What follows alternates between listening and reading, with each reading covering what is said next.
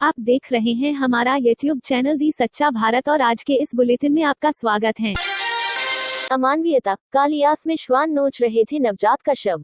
कस्बे के निकटवर्ती गांव कालियास में एक नवजात का शव मिला है। ग्रामीणों ने भावंडा थाना को सूचित किया। हेड कांस्टेबल लिखमाराम ने बताया कि ग्रामीण जगदीश राम बावरी ने सूचना दी कि उसके घर के पास बने बाड़े में श्वान किसी चीज को खोदकर निकाल रहे थे। जब ग्रामीण मौके पर पहुंचा तो देखा कि कोई नवजात शिशु गड्ढे में गड़ा हुआ है। सूचना पाकर भावंडा थानाधिकारी और मुंडवा सीओ मई जाब्ते के साथ मौके पर पहुंचे और नवजात के शव को कब्जे में लेकर सनख्वास कस्बे के राजकीय प्राथमिक केंद्र पर पोस्टमार्टम करवाकर कस्बे के शमशान में ही अंतिम संस्कार कर दिया गया। ग्रामीणों की सूचना तथा रिपोर्ट पर पुलिस कार्रवाई में जुट गई है। अमेरिका में कोरोना को पूरे हुए एक साल 2.5 करोड़ लोग हुए संक्रमित। सेंसेक्स में आई 746 अंकों की भारी गिरावट। टोक्यो ओलंपिक रद्द होना हुआ लगभग तय। भजनों के लोकप्रिय गायक नरेंद्र चंचल का हुआ निधन और ऐसी तमाम बड़ी खबरों पर डालेंगे नजर। तो चलिए फटाफट शुरुआत करते हैं। दुनिया में कोरोना मरीजों का आंकड़ा 9 करोड़ 80 लाख से अधिक हो गया है। 7 करोड़ 4 लाख से ज्यादा लोग ठीक हो चुके हैं। अब तक 20 लाख 98 हजार से ज्यादा लोग जान गंवा चुके हैं। ऑस्ट्रेलिया के प्रधानमंत्री स्कॉट मॉरिसन ने कहा है कि हमने साथ मिलकर कोरोना की तीसरी लहर को हरा दिया है। अमेरिका में 20 जनवरी को कोरोना के कुल संक्रमितों की संख्या 2.5 करोड़ हो गई। ठीक एक साल पहले 20 जनवरी 2020 को ही देश में पहले मरीज में इस वायरस की पुष्टि हुई थी। इस दौरान यहाँ 4,15,000 लोगों की मौत हुई। अमेरिका के नए राष्ट्रपति जो बाइडेन ने कहा है कि इस वक्त मास्क पहनना भी देशभक्ति का ही प्रतीक है। फ्रांस सरकार ने साफ कर दिया है कि इस साल अगस्त तक देश के सभी नागरिकों को वैक्सीनेट कर दिया जाएगा। वहीं भारत की बात करें तो देश में शुक्रवार को 14,246 नए कोरोना संक्रमित मिले। 17,034 लोग ठीक हुए और 151 की मौत हो गई।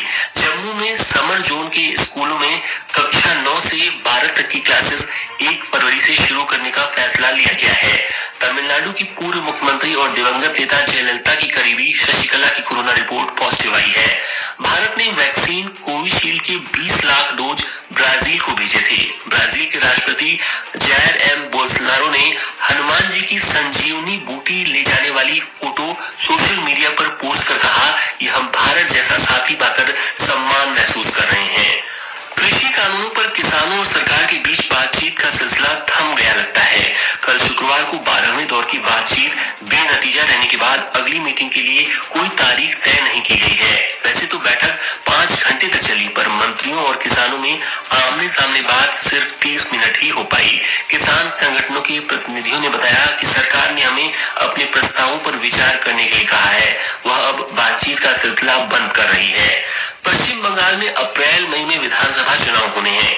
इससे पहले मुख्यमंत्री ममता बनर्जी की मुश्किलें बढ़ती जा रही हैं। शुक्रवार यानी 22 जनवरी को राज्य के वन मंत्री राजीव बनर्जी ने भी पद से इस्तीफा दे दिया।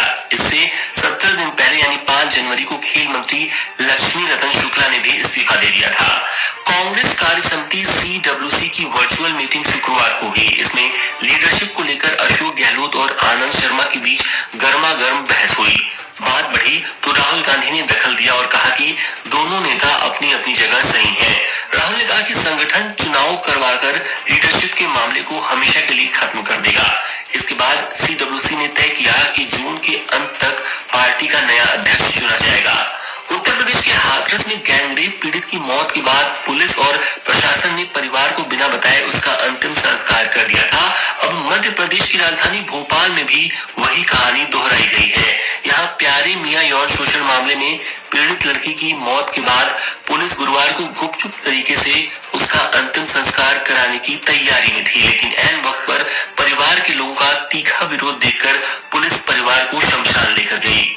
Central bureau of investigation CBI ने शुक्रवार को ब्रिटेन स्थित political consulting company Cambridge Analytica और ग्लोबल साइंस रिसर्च लिमिटेड पर केस दर्ज किया है।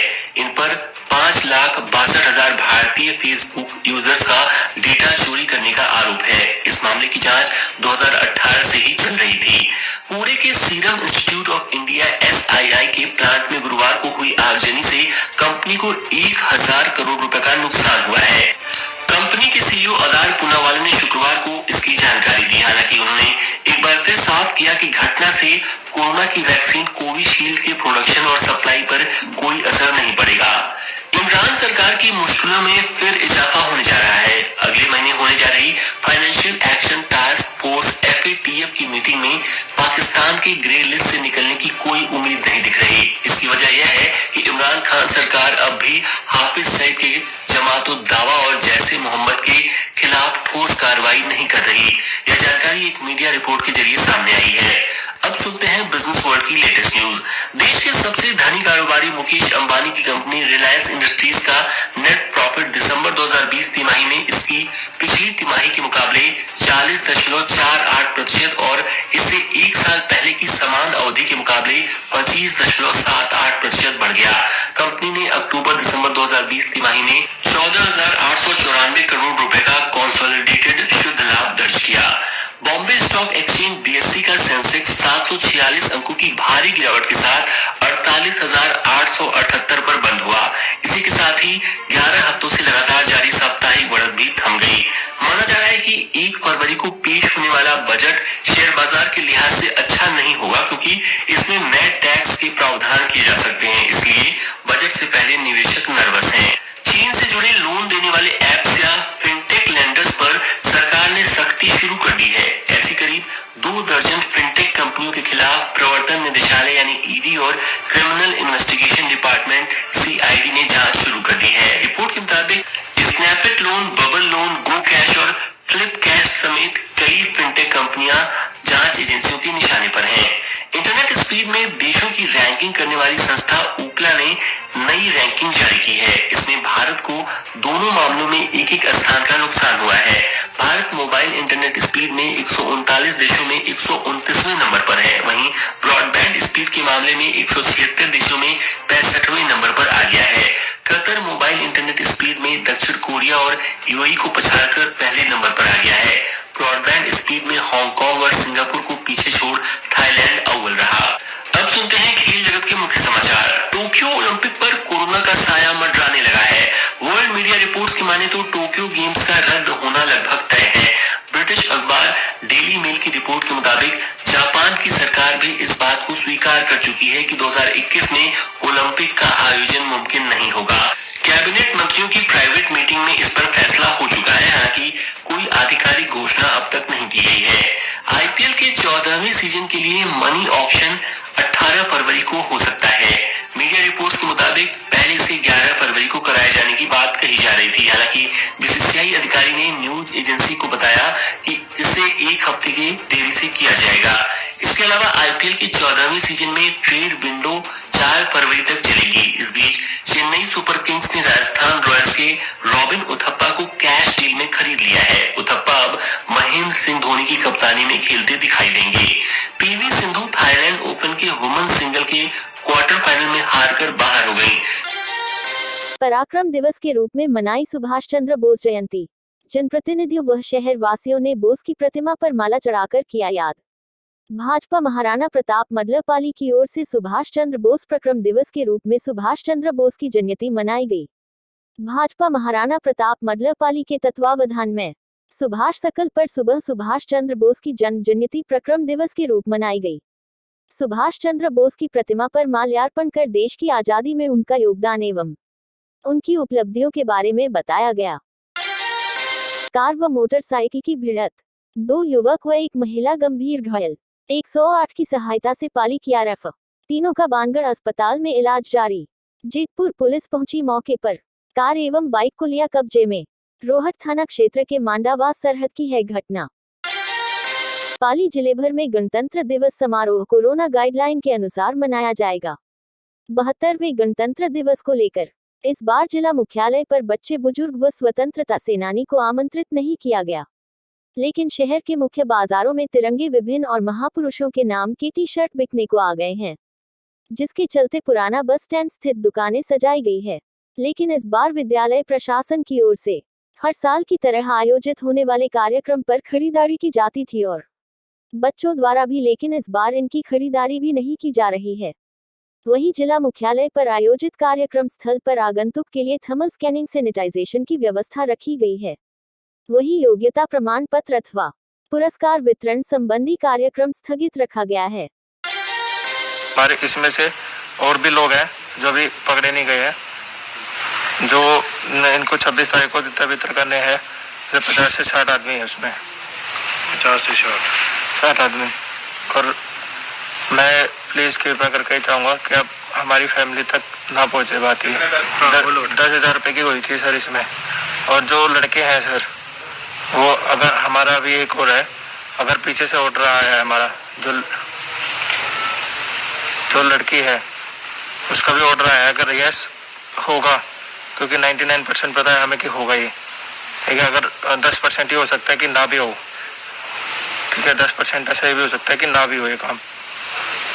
और जो माखन भोगवाल है, पर वो यहाँ पे आ चुके हैं वो, ठीक है। जो लड़के आएंगे उनकी पहचान भी हमने बता दी है कि भाई कैसे कैसे दिखेंगे वो, कैसे दिखेंगे वो लड़के।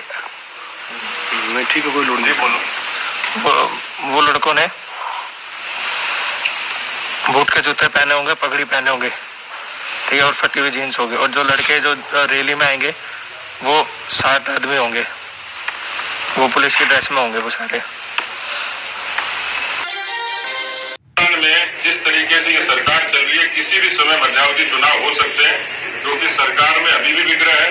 मंत्रिमंडल के पुनर्गठन से वो कर रहे हैं, राजनीतिक नियुक्तियों से कर रहे हैं। और ये यदि उपचुनाव के परिणाम इस सरकार के विपरीत आते हैं तो मध्यावधि चुनाव की 100% संभावना साफ तौर पर दिखती है।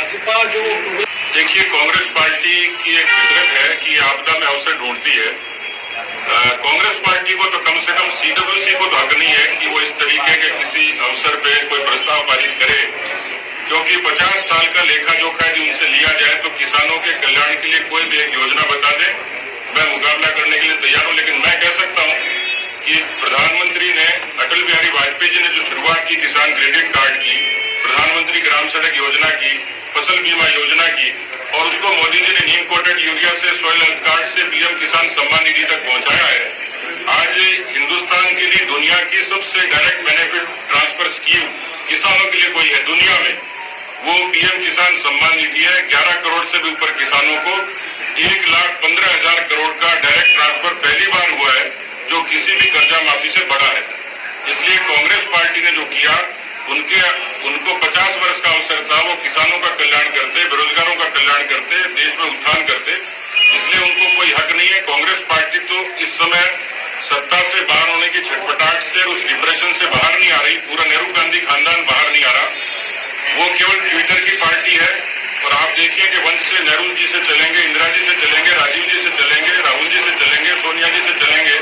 ये पार्टी चलते चलते मुझे लगता है कि वाटर कांग्रेस हो गई। ये नेहरू की कांग्रेस नहीं है, इंदिरा की कांग्रेस नहीं है, राजीव गांधी की कांग्रेस नहीं है, गांधी की कांग्रेस नहीं है।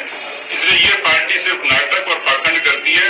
इसलिए किसान आंदोलन में उसी तरीके की सियासी बातें ढूंढ रही है।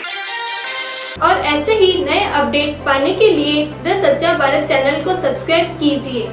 धन्यवाद।